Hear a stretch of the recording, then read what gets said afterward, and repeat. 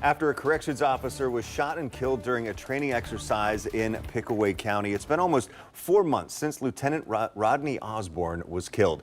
Today, the man charged in his death appeared in court for the first time since he was indicted. 10 TV's Colin Dorsey was there and has the latest from Circleville.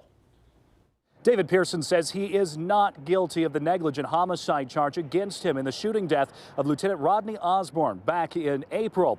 Osborne's family was in the courtroom today, and their attorney says right now there are more questions than answers. Condition on your bond is you're to have no contact with the victims in this case. Do you understand that? I understand, Your Honor. Lieutenant Rodney Osborne's family sitting in the gallery looking at the man charged in his death.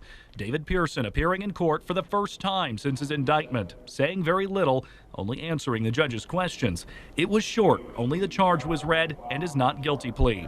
No narrative as to what happened that day and how prosecutors arrived at a misdemeanor charge of negligent homicide.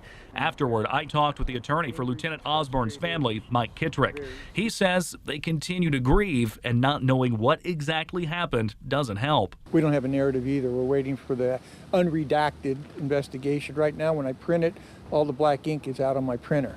So we're all anxious to see what really happened, who's going to come forward and tell us the truth. We've been working to get a narrative on this case, but the Pickaway County prosecutor is out of office until later this month, and the assistant prosecutor stepping in today left when I called her over to speak. What we know is Lieutenant Osborne was shot right above his bulletproof vest during a training exercise at the ODRC's facility in Orient, April 9th.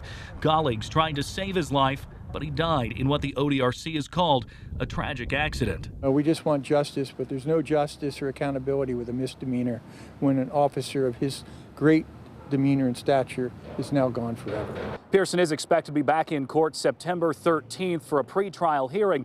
If convicted, he faces 180 days in jail and a $1,000 fine. In Circleville, Colin Dorsey, 10 TV News.